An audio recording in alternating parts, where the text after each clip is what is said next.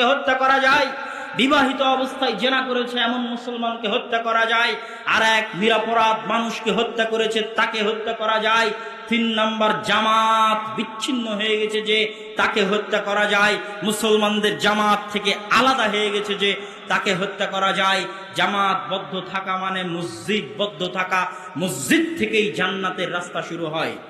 এই পর্বের আলোচনার শেষে ইব্রাহিম আলাইহিস সালাতু ওয়াস সালামের একটা দোয়া বলি।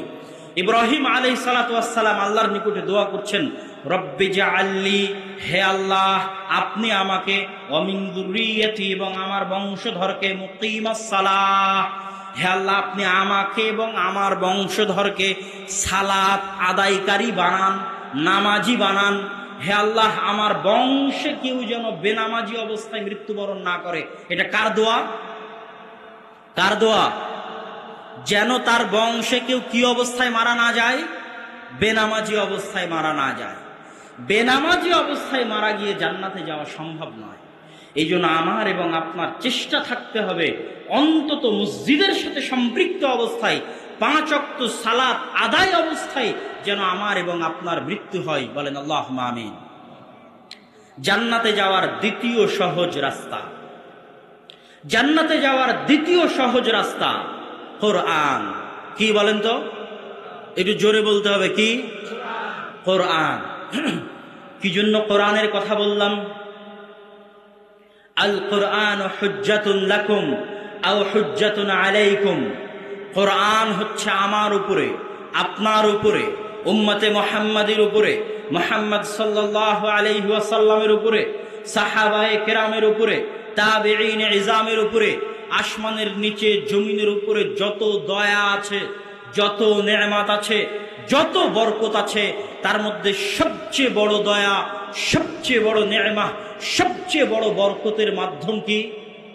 কোরআন। রমাজান মাসের ফজিলত আপনারা কত শুনেছেন। যখন রমাজান মাস প্রবেশ করে আসমানের দরজা খুলে দেওয়া হয়, জান্নাতের দরজা খুলে দেওয়া হয়, গুল্লিকাত আবওয়াবুন নার, জাহান্নামের দরজা খুলে দেওয়া হয়, সুলসিলাতি শায়াতিন, শয়তানকে শৃঙ্খলাবদ্ধ করা হয়। এত প্রস্তুতি, এত রহমত, এত বরকত নিয়ে আল্লাহ কেন রমজান মাসে প্রস্তুত আছেন? এই জন্য যে শাহরু রমাদান আল্লাযী উনজিলা ফীহিল কোরআন, রমাজান ওই মাস যেই মাসে কি অবতীর্ণ হয়েছে? কোরআন। তাহলে রমাজানের সব বরকত কোরআনের বরকত। কিসের বরকত? রমাজানে যত বরকত আছে সব বরকত কিসের বরকত? কোরআনের বরকত। লাইলাতুল কদরি খায়রুম মিন আলফি শাহর, লাইলাতুল কদর 1000 রাতের চেয়ে উত্তম, পৃথিবীর সর্বশ্রেষ্ঠ রাত। তানাজ্জালুল মালাইকাতু ওয়ার রূহ, ওই রাতে আসমান থেকে এত বেশি পরিমাণে ফেরেশতা দুনিয়ার মাটিতে নেমে আসে যে দুনিয়ার মাটিতে একটা ধূলিকণা বালিকণা ফেরেশতার বরকত আচ্ছাদনের বাইরে থাকে না। পৃথিবীর প্রতিটি ধূলিকণা বালিকণায় ওই রাতে ফেরেশতারা বরকত দিয়ে আচ্ছাদন করে ফেলে।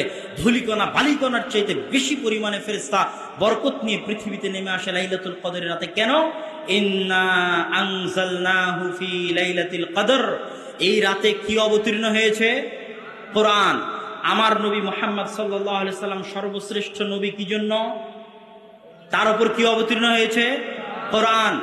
আমার এবং আপনার জীবন সংক্ষিপ্ত 50, 60, 70 বছর, কিন্তু মূসা আলাইহিস সালাতু ওয়াস সালামের কওমের হায়াত অনেক বেশি ছিল, ঈসা আলাইহিস সালাতু ওয়াস সালামের কওমের হায়াত বেশি ছিল, বানু ইসরাঈলদের কওমের হায়াত বেশি ছিল, নূহ আলাইহিস সালাতু ওয়াস সালামের কওমের হায়াত বেশি ছিল। আল্লাহ রাসূলের হাদিস, অতীতের কওমদের হায়াত বেশি হওয়ার পরেও আর উম্মতে মুহাম্মাদের হায়াত অল্প হওয়ার পরেও কিয়ামতের মাঠে উম্মতে মুহাম্মাদের আমলের পাল্লা, নেকির পাল্লা অতীতে চলে যাওয়া উম্মতদের চেয়ে বেশি হবে। 40 বছর বেঁচে থাকা একজন মুসলমানের নেকির পাল্লা 1000 বছর বেঁচে থাকা একজন বানু ইসরাইলের নেকির পাল্লার চেয়ে ভারী হবে।